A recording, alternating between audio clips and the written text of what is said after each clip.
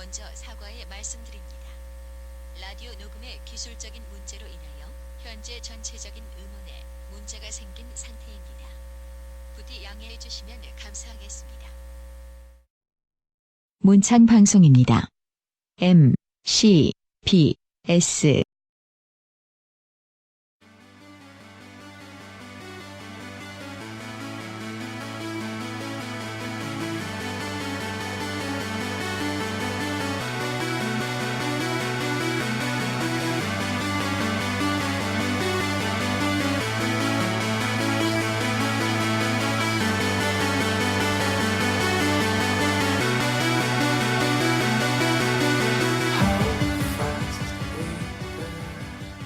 우리는 청소년기에 읽은 문학작품 하나가 저희가 지금 문창과에 온 이유가 될 수 있었을 것입니다.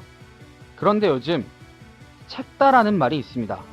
책과 왕따. 사뭇 이해가 가지 않는 이 조합이 기사로 나올 만큼 이슈가 되고 있습니다. 과연 책다란 무엇일까요? 저희는 이 질문에 대답을 하기 위하여 청소년 문학에 대해 이야기해보는 시간, 문학이야기 공식 라디오입니다.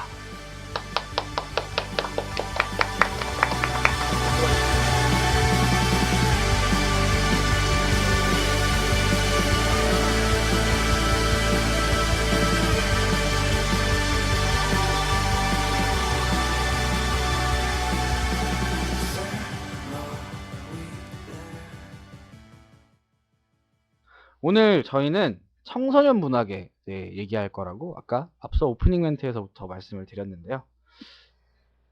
가장 먼저 우리는 청소년기에 어떤 책을 읽었나? 이게 저희가 첫 번째로 시작을 한 이유가 우리가 청소년기에 어떤 책을 읽었는가가 지금 저희가 이 문예창작학과에 들어온 이유가 될 수 있기 때문에 오늘 진지한 이야기를 나누기 위해서 이렇게 시작을 해보려고 합니다. 어떻게 세대별로 다르겠죠. 어떤 책을 읽느냐는. 그래서 여기 여러 집단이 있기 때문에 여러 가지 평가 지표가 있을 것 같습니다. 그러면은 세대별로 다르다 치면은 제일 오래 전 굉장히 좀 낡은 세대부터 청소년기에 호기 선배는 어떤 책 읽으셨어요? 되게 나 저격하는 것 같은데 지금? 아니에요. 설마요. 선생님인데. 모르겠. 지금하고 그렇게 많이 다르진 않을 것 같아. 역시. 읽는다고 한다면 읽는다는 가정하에는, 그러니까 보통 청소년기에는 대부분 중고등학생 애들은 판타지 많이 읽잖아. 남자애들 같은 경우에는. 그렇죠. 물론 나도 그런 걸 읽었었고. 어떤 판타지 읽었어요? 당신들이 생각하는 드래곤 라자 이런 거야. 아마 투명 드래곤 이런 거 아니고. 투명 드래곤. 아 그러면 안 되고 그건 안 되고. 글쎄 나는 되게 안 가리고 많이 읽었던 것 같아. 고등학교, 중학생 때는 되게 판타지 많이 읽었지. 그러니까 책을 잘 몰랐으니까. 근데 고등학교 좀 되니까 철학서 같은 거 많이 읽고. 철학서요? 와, 지금 리액션 봐요. 아니 내가 그때 고등학교 때 가장 많이 들고 다녔던 책이 나의 투쟁이라는 책이거든. 네. 그 나의 투쟁이 히틀러가 아. 쓴 나의 투쟁인데 그거를 가장 많이 읽었었던 것 같아. 저는 고등학교 때 철학서는 아닌데 그 군주론 있잖아요. 마키아벨리. 그거 한번 읽어보려다가 철학서의 기본이라고 굉장히 잘 잤어요. 근데 저희가 그 철학서 하면은 읽을 게뭐 플라톤 향연 같은 책들 있잖아요. 기본적으로 다 알고만 있는데 내용은 모르는 책들. 그런 책들도 있는데 그때부터 철학서를 읽었다는 건 김건하고는 어떤 걸 읽었었어요? 이제 조금 시대를 거슬러 올라와서 저희 세대에 왔는데요. 저희 때는 아무래도 철학서를 들고 다니는 사람은 없었죠. 그쵸. 저희 때는 딱 두 가지 분류로 나눴어요. 국내 판타지를 읽느냐, 일본 판타지를 읽느냐. 일본 판타지가 있어? 이게 속히 말하면 오락이라고 하죠. 오덕이라고 하는데 오타쿠상. 여기 괜히 잘못 하면 누군가 기분 나빠할까봐. 알아요. 저희 고등학교 때는 그런 집단이 있었는데 일명 오덕 패밀리라고 그 표지가 초록색이에요. 일본 거는 다 라이트 노벨이라 해야 되나? 그런 거 들고 있는 사람도 있었고. 근데 우선은 판타지 소설을 많이 읽었죠. 근데 이제 와서는 솔직히 판타지 소설 저희 고3 말에는 이제 판타지 소설도 이제 저무는 시대였고 이제는 솔직히 말하면 소설 분야보다는 웹툰 쪽이 많이 접하는 그런 분야죠. 무협 소설 같은 것도 많이 읽었었는데. 네. 근데 무협 소설보다는 판타지가 강세였죠, 아무래도. 근데 요즘은 또 요즘 시대를 보면 판타지보다는 또 무협이 한층 잘 나가는 그런 추세인 것 같기도 하고. 그 우리 때가 언젠 거예요, 도대체? 정확한 시기가 과연 드래곤 라다 초판 나올 때 아닌가요? 거의 막 그 교육과정 개편되기 전에 막. 야, 룬의 아이들 연재 중이었어. 진짜요? 와, 눈의 아이들이 연지 중. 오래전이다. 룬의 아이들, 묵향 이게 연재 중이었어. 와, 묵향. 그럼 가장 최근에 청소년기를 겪었던 분들은 불과 지금 올해 2월까지만 해도 고등학생 신분이었잖아요. 이제 이우창 후배님과 영주 후배님은 호창 하구님은 어떤 거 읽었어요? 중고등학교 때. 뭐 딱히 윗사람들이 얘기한 거랑 별로 다른 걸 읽지 않았었는데 윗사람들? 좀 이렇게 나이 차이가 많이 나도 읽는 거 다 비슷하더라고요. 저는 뭐 판타지 책이나 추리소설, 아, 맞아. 그렇죠. 추리소설. 추리소설은 뭐 모든 일본 세대에게 사랑받죠. 그렇죠.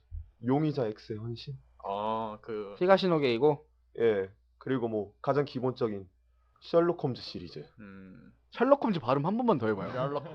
셜록 홈. 영국인 줄 우리는 비도 오는데. 확실히 추리소설 같은 거, 뭐 아르센 류팽이나 미야베 미유키, 화차. 추리소설은 그리고 진짜 많죠. 아무래도 청소년기에 좀 일본 문학을 접할 사람들이 많은 것 같긴 해요. 그렇죠. 히가시노게이거나 뭐 무라카미 하루키도 그때 처음 보는 사람들도 많고. 저도 무라카미 하루키 그걸 처음 읽었었거든요. 학교 도서관에 그 1984. 그때 그거는- 저희 중학교 때였나? 그때 그죠. 그게 한참 떠가지고 1984가 그리고 그 1984가 그거였잖아요. 여자분들의 뭔가 자신의 지성을 자랑하는 도구 한 같은 개씩 느낌. 끌고 다니는 거 이렇게 사진 한동안 막 대학교 올라오고. 때. 청소년 권장도서. 그리고 또 그게? 권장도서 있었는데 우리 학교에서. 무라카미 하루키 거는 되게 야해가지고 좀 너무 선정적이어가지고 다시 청소년 다시 한번 읽어봐야 청소년들이 돼. 읽어볼 만한 거는 잘 모르겠네. 그럼 이제 계속 남자들만 중고등학교 때 어떤 거 읽었는지 말해봤으니까 이제 홍일점 오늘 홍일점. 판타지를 읽진 않았을 거 아니에요? 저는 추리소설이랑 청소년 소설 많이 읽었는데 추리소설도 히가시노 게이코 거 요네자와 호노부라고 좀 뭔가 살인 추리 말고 일상 추리 다루는 그런 거 많이 읽었고, 근데 저 말고 친구들은 무협 소설, 남자애들은 싸우는 무협 소설 많이 읽었는데 여자애들은 약간 러브 스토리가 깔린 그런 거 좋아했어요. 그러면 또 약간 성균관 스캔들 그거 원작, 성균관 유생들의 나날 이런 거. 맞아, 무협이라기보다는 그 역사 네, 소설 뭐 같은 그런 거 많이 읽었어요. 섹션 같은 거. 그런 거 있잖아요. 원래 나 중고등학교 때 이럴 때는 그 팬픽? 진짜 많았어요 팬픽. 지금도 계속 읽는 사람 엄청 많아요. 그거는 유행이 끊길 수 없어요. 그건 아이돌이 존재하는 이상. 이거 명언이네. 아이돌이 존재하는 이상. 그 팬픽 때문에 막 이런 데 오는 사람들도 있다고 그렇게 들었었는데 어릴 때 저희 누나가 그 카시오페아였는데 카시오페아가 뭐죠? 동방신기. 동방신기. 가시오가피. 예, 유명하죠. 그거는 진짜. 집에 그 양장본으로 된 책이 하나 있었는데 그 제목이 되게 저희 누나의 남자를 제게 주세요? 였어요. 제목이. 그 처음에는 이렇게 문맥이 이상하니까 남자인데 전남자는 남자고 뭐 남자인데 남자를 달라고 이게 뭐지? 그래서 그 책을 호기심에 펼쳐봤더니 이제 유노 이름이 나오고 그랬었죠. 참. 근데 그게 양잠본으로 지금 인쇄가 되어 있다. 그렇게 막 팔더라고요. 네, 그렇게 나와요. 출판사에서요? 아니, 자기끼리 만들어서. 밴들끼리. 청소년기에 그런 걸 읽고서 참 이렇게 이런 과에 들어온다는 게 근데 신기하기도 동방신기 하고. 팬픽이 되게 유명한 게 그게 진짜 막 영화 시나리오 제의까지 받을 만큼 우와. 되게 큰 분들이 많아요. 뭐 되게 잘 쓰시는 분들? 거성 같은 느낌이구나. 네. 팬픽계 그런 거? 근데 내가 그 연예인이잖아. 되게 기분이 나쁠 것 같아. 하긴 그럴 것 같기도 해요. 근데 사실 요새는 그런 거 노린 마케팅도 있어서 그건 아. 이제 약간 엔터테인먼트 자체에서 네. 노리는 거고 본인은 되게 기분 나쁠 것 같아. 지금 어쩌다가 지금 이제 아무래도- 아. 연예인이 기분 나쁜지 지금 이게 근데 샜는데 아무래도 그 내용을 보면 흔히 말해서 BL이라고 하죠? 보이러브? 네. 게이스러운 내용들이 대다수라 막 자기 멤버끼리 막 사귀고 그러는데 보면 기분이 안 나쁠 수가 없을 것 같기도 하고. 청소년기에 그러니까 뭐 팬픽 이런 것도 있고 사실 저는 솔직하게 말하면 문학 작품을 잘 안 읽었어요. 만화책 위주로 읽었죠. 만화책도 책이니까 원피스 그러니까 원나블이라고 하잖아요. 원나블. 원피스, 나루토, 블리치.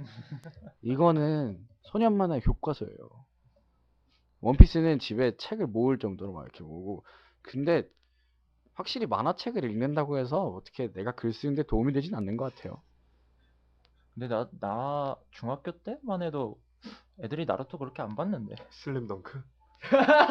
그건 나 초등학교 때 아, 거파이팅. 초등학교 때 슬램덩크가 나왔어요? 있었지 우리. 그러니까 연재중은 아니었어. 우와. 그러니까 나 어렸을 때 나 중학교 때만 해도 좀 애들이 많이 봤던 만화책이 뭐 짱 이런 거. 짱. 짱! 핫도그. 짱이 뭐야? 지금 그- 몰라. 짱 진짜 오래된 만화. 연재 우리나라 작품이라 만화 건데. 연재 중이었었고 짱도. 그 짱도 어떻게 보면 그거죠. 청소년기의 아, 내용을 그러니까 다룬. 청소년 때 읽는 대부분의 그런 작품들이 주로 이제 흥미 위주나 뭐 이런 것들이 대부분이지 않았을까 싶어. 그죠. 아무래도 저희가 좀 수하잖아요. 아무래도 남들보다는 조금 더 글 좋아하고 쓰기 좋아하고 읽기 좋아하는 사람들이니까 이렇게 그러니까- 얘기가 나오는 거지.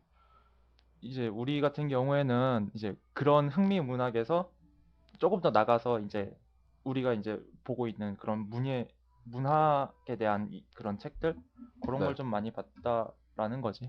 그죠. 이제 좀 정리를 해보자면 청소년기에 저희가 어떤 책을 읽었는지에 대해서 되게 중구난방이 된 것 같긴 하지만 아무래도 저희는 좀 다양한 장르의 책을 그래도 접하진 않았나 다른 사람들에 비해서는 뭐 호기 선배는 철학서도 읽었다 그러셨고 뭐 건희 친구들은 라이트 노벨도 읽고 난 아니야. 건희 친구라고 이렇게 내가 또래라고 확실하게 해야지.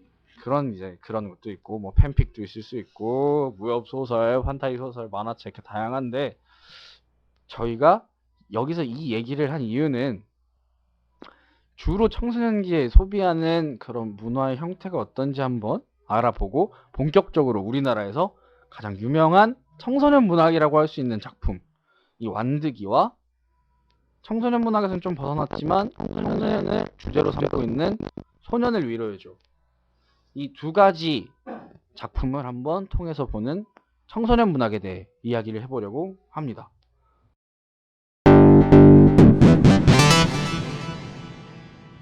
완득이 다 읽어보셨어요? 네. 완득이는 거의 다들 읽어보고. 완득이는 중학교 필독 도서였죠. 영화로도 나와. 중학교 그쵸. 한 살 차이가 있다 보니까. 한 살 차이 고등학교였는데? 뭐 학교마다 다를 수도 있죠. 그럼 그게 이제 저희 고등학교 때 나온 영화죠 완득이는. 네. 완득이는 뭐 사실상 우리나라 청소년의 표본 아닌가요? 그쵸. 2011년에 너 고등학생이었냐? 네 고등학교 1학년 1학년이죠. 2012 1학년이었어요? 그치 그쵸. 1학년이네요. 아, 그네. 그럼 중학- 김건하고 그 완득이의 간략하게 줄거리 한번 소개해 주실래요? 완득이 줄거리요? 왜 또 여기서 더듬어? 완득이라는 아이가 이제 그거죠. 그 베트남 혼혈인데 그 뭐라고 하죠? 그걸? 갑자기 당황스러워서 기억이 안 나는데 다문화? 다문화 가정 아이죠. 그때가 한참 다문화 가정이 한참 그 문제점이 대두되는 시기여서 그에 관련돼서 이제 완득이라는 아이가 막 이제 엄마도 없이 자라가지고 막 살다가 슬슬 정신 차리고 연애도 해보고 그다음에 꿈도 찾아가는 내용이죠. 쉽게 말하면. 확실히 그게 딱 전부인 것 같아. 네, 이게 사실 세밀한 내용은 기억 안 나는데 이거 한마디면 정리가 될 것 같아. 완득이라는 책이 지금 생각을 해보면 그러니까 지금에 와서는 우리가 글을 어떻게 써야 되는지도 배우고 어떻게 읽어야 되는지도 배우니까 그런 건지 모르겠는데 책 자체가 그렇게 정말 문장이 아름답다 이런 책은 아니었던 것 같아요. 생각해 보면은 그게 청소년 문학의 어떻게 보면 특징 같은 거라고도 생각을 해요. 그러니까 내용이 좀 더 치중한? 그렇죠. 청소년 문학은 진짜 어떻게 심오한 주제를 다룰 수 없으니까 뭐 현대상이나 현대의 모습이나 그 비판적인 내용을 담기엔 조금 대상이 그러니까 진짜 저희가 읽어본 청소년 문학은 웬만한 거는 전부 다 꿈과 사랑, 정의에 얽혀 있지 않나. 그래서 무협이랑 판타지를 읽나 봐. 그렇죠. 그래서 여기서는 욕구를 못 풀어요. 만족 맞아. 못하죠. 욕구를 못 풀어. 당연하죠. 어휴, 어우, 단어가 세. 이런 거에 그런 생각하지 안 돼요. 지금 이제 가장 최근에 그나마 완득이를 읽었을 것 같은 두 분한테 질문을 하려고 하는데 이제 이우창 후배님은 청소년기 때 완득이 읽어보셨을 거 아니에요? 네. 그때 어떤 감상을 가지고 읽었었어요? 그러니까 읽은 다음에 어떤 감상이 들었어요? 그냥 뭐 이런 사람도 있구나. 왜 이렇게 청소년이 왜 이렇게 염세적이야? 아이 그러니까 처음에 학교에서 필독도서라고 해서 읽어보긴 했는데 솔직히 저랑 맞는 얘기였어요. 이게 제가 무슨 다문화 가정 아이도 아니고 평범한 가정에서 태어나서 딱히 가난하게 살지도 않았고 학교 잘 다니고 있는데 그냥 주인공이 저랑 완전 동떨어진 세계에 있는 아이다 보니까 뭐 딱히 읽으면서 그냥 완전 저랑 다른 다큐멘터리 한 편 보는 느낌. 진짜로 그냥 소설. 예, 그냥 딱 아무 생각 없이 그랬구나 하는 느낌으로 그냥 읽었어요. 이거 할 때 꼭 이거 올려야 돼요? 이거 되게 쓸모없는 질문해서 미안한데 이거 꼭 올려야 돼? 소울이 담기는. 그 소울을 왜 완득이 보면서 느껴봤어요? 아쉽네. 다음 그러면은 다른 대답을 기대하면서 영주 후배님은? 저도 완득이처럼 꿈이 없이 그냥 학교를 다녀서 약간 완득이를 보면서 새벽 감성? 그런 거 느꼈어요. 얘는 이렇게 노력을 해서 뭐 어떻게 결말에선 어떻게 찾기라도 하고 노력이라도 했는데 나는 노력도 안 하고 난 뭐 하는 거지? 이러면서 약간 새벽에 나를 생각에 잠기게 하는 그런? 그래서 꿈은 찾았나요? 아니야. 여기 그러면 좋았는데 그냥 글 쓰는 걸 좋아해서 왔는데 글 써야겠다는 있는데 뭐 시인이 돼야겠다, 드라마 작가가 돼야겠다, 소설가가 돼야겠다 이건 아직 없어요. 지금 들으셨죠? 저게 바로 제가 원하는 대답이었던 거예요. 네? 청소년 문학의 순기능을 정확하게 설명해 주신 거예요, 지금.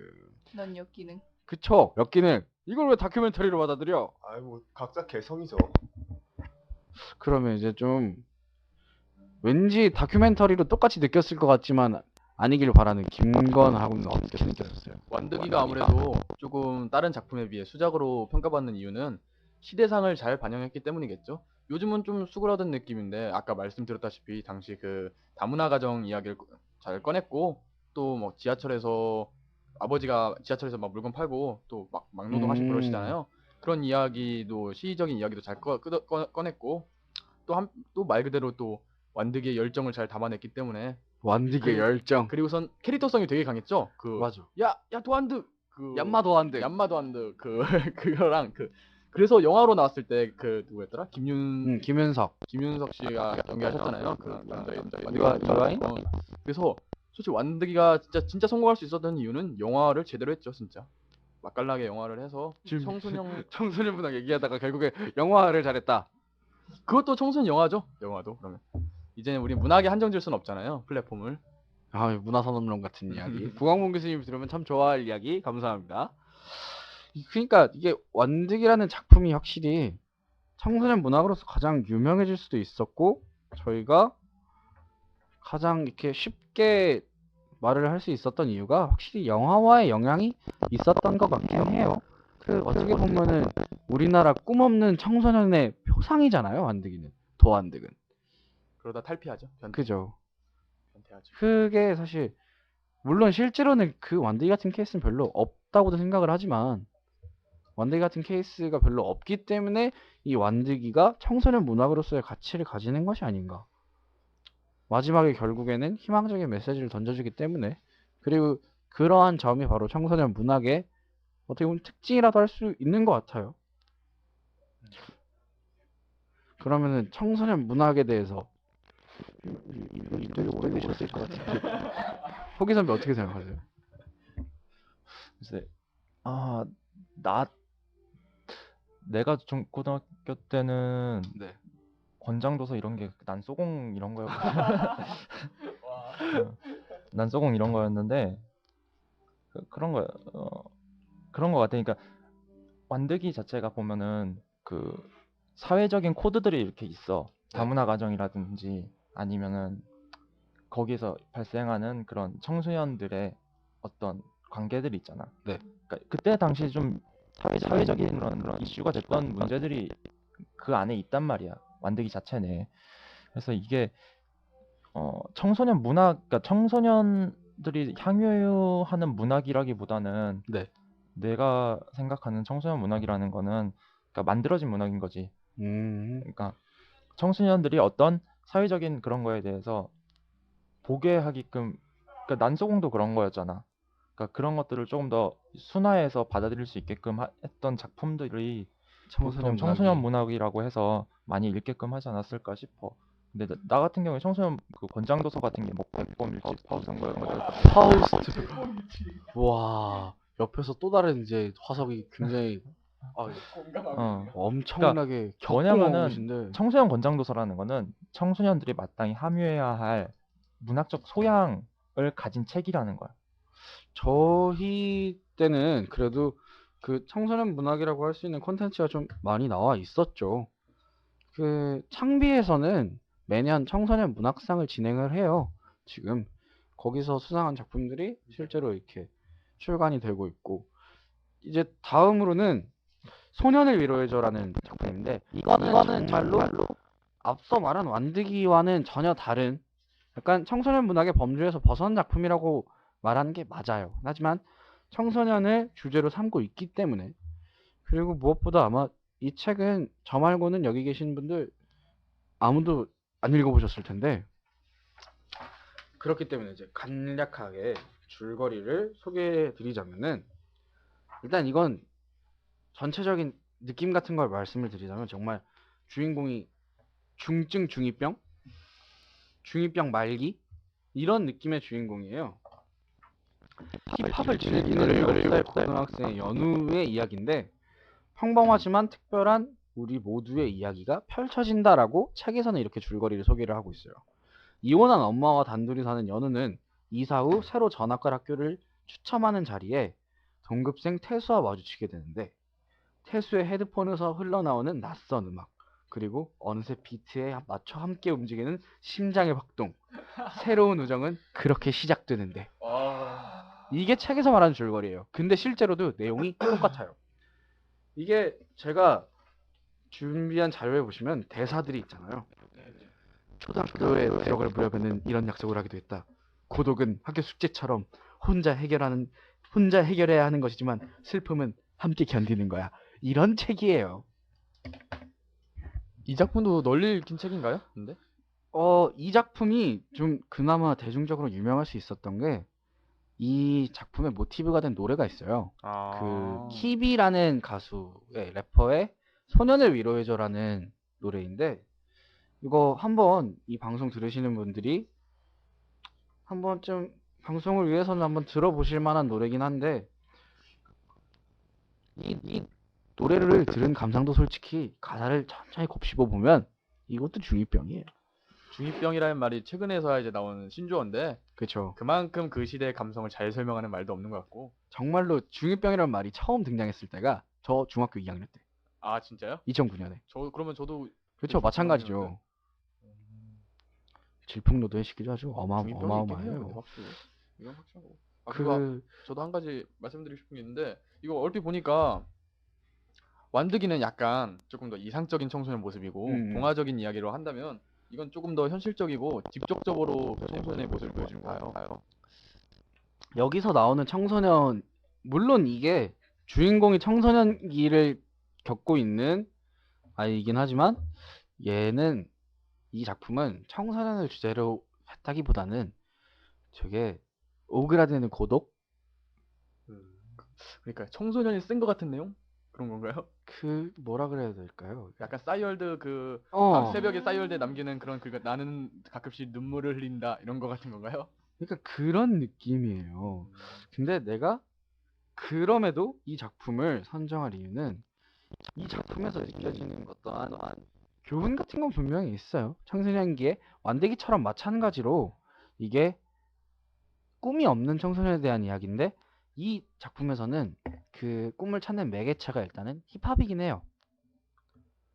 힙합이라는 노래를 통해서 이제 뭐 꿈을 찾고 정말 오그라드는 줄거리를 소개해드렸듯이 그 새로운 우정을 찾는다 이런 내용인데 이게 참 그냥 저는 이 책을 다 읽고서 기분이 참 고등학교 이것도 고등학교 2학년 때 읽었던 책이었는데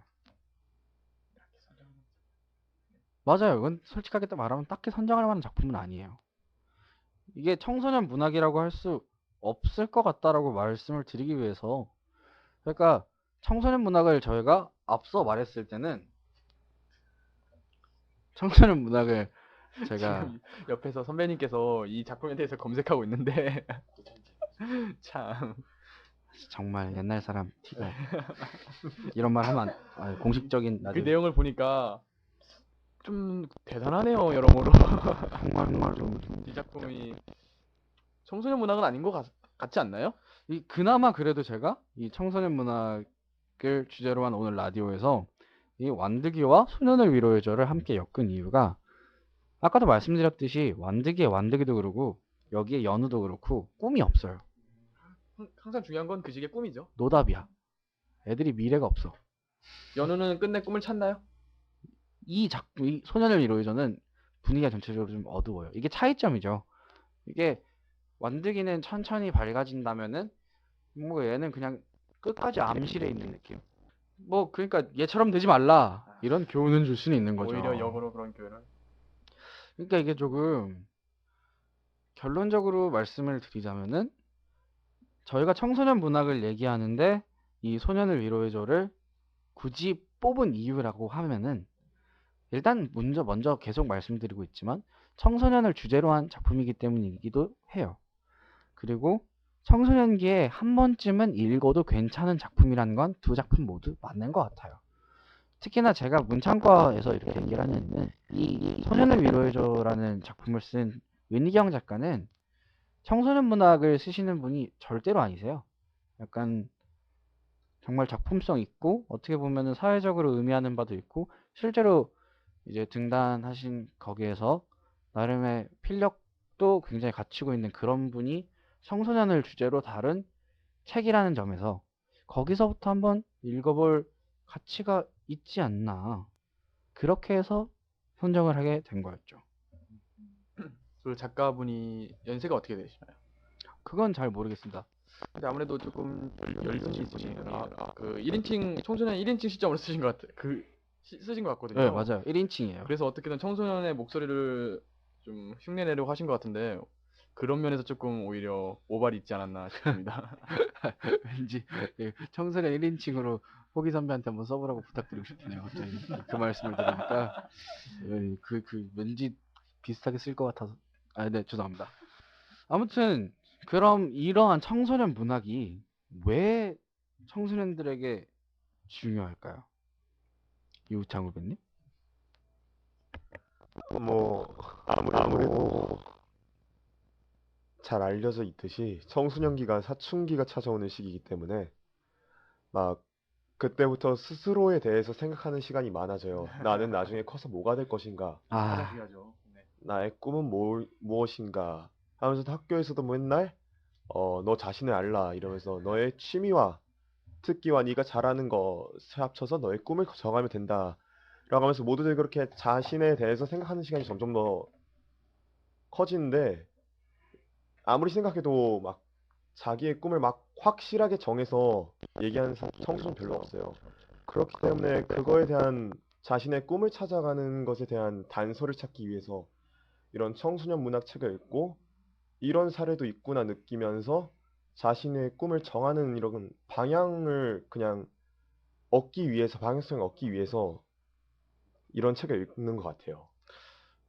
지금 드디어 대답다운 대답을 처음으로 지금 라디오 시작한 지 저희 녹음 시작한 지 30분이 넘어가는 시점에서 처음으로 들었어요. 맞는 말이죠. 그리고 감격스럽네요, 아주. 확실히 청소년 문학은 꿈이라는 그 키워드에 얽혀 있는 것 같아요.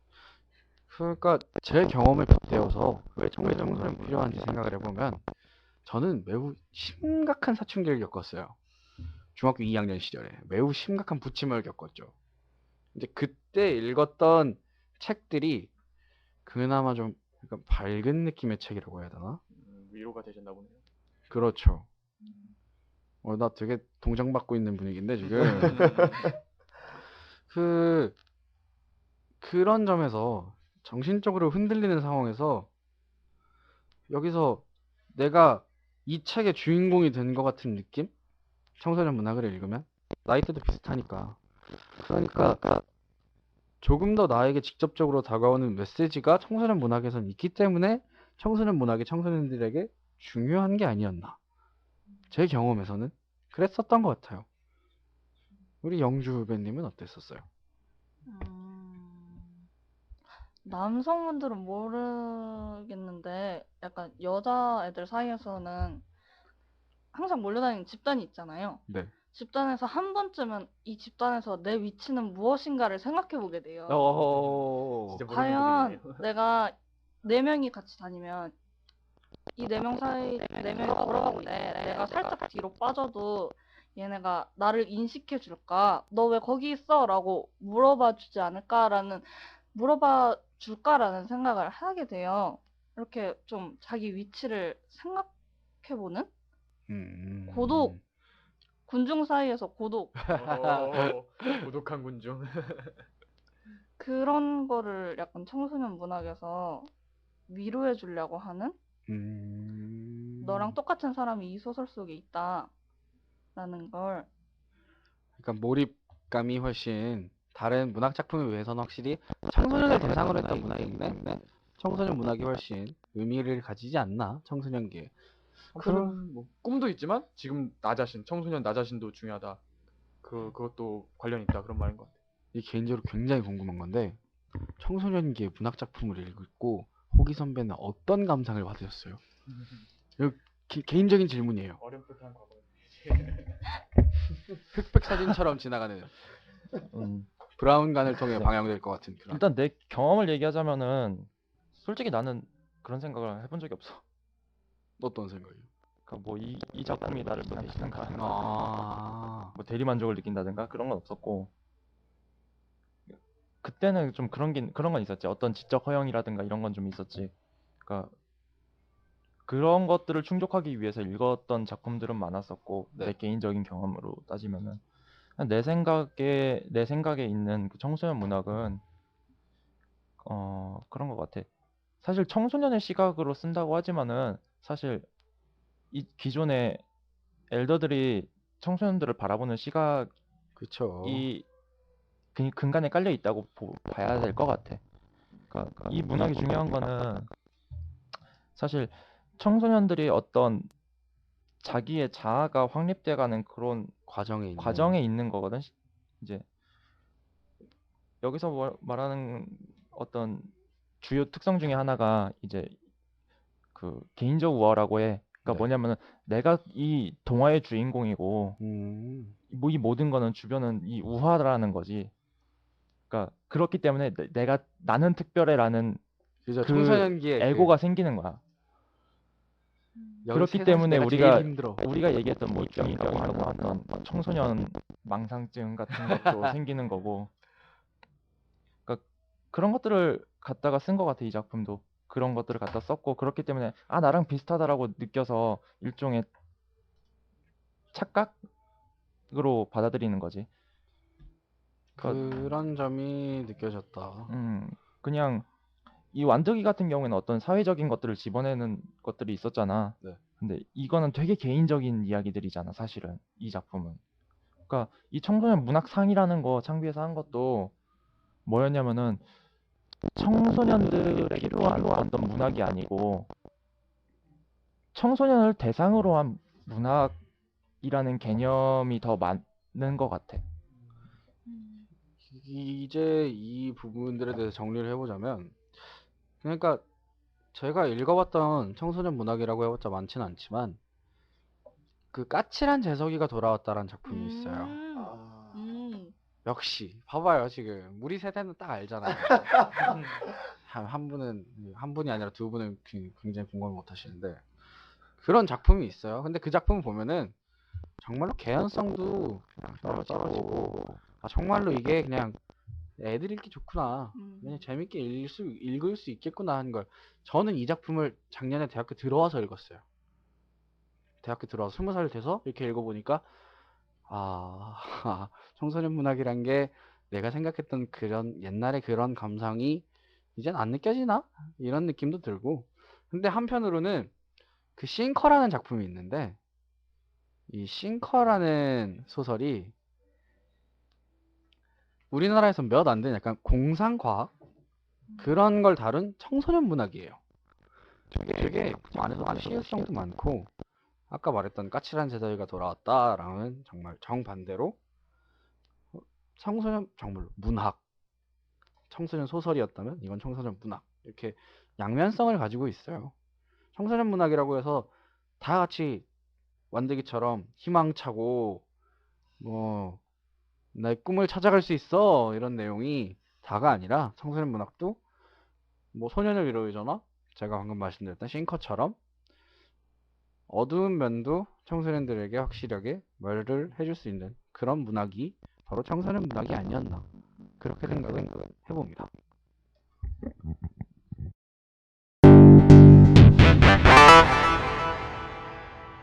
저희가 청소년기의 문학이 왜 중요한가, 이건 정말로 순수하게 100% 문학도로서 긴장하세요.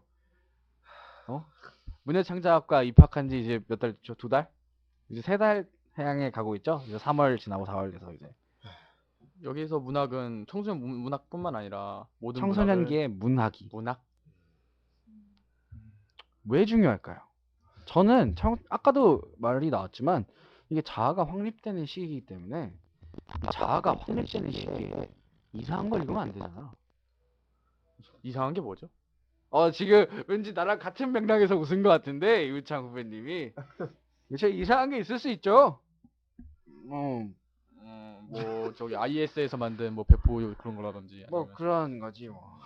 오케이. 그냥 뭔가 좀 괜히 읽다 보면은 눈이 빨개지고 약간 괜히 밤새 읽다 읽을 것 보면 같고. 왠지 그냥 그런 게 그런 작품들을 함부로 읽으면 안 되잖아요.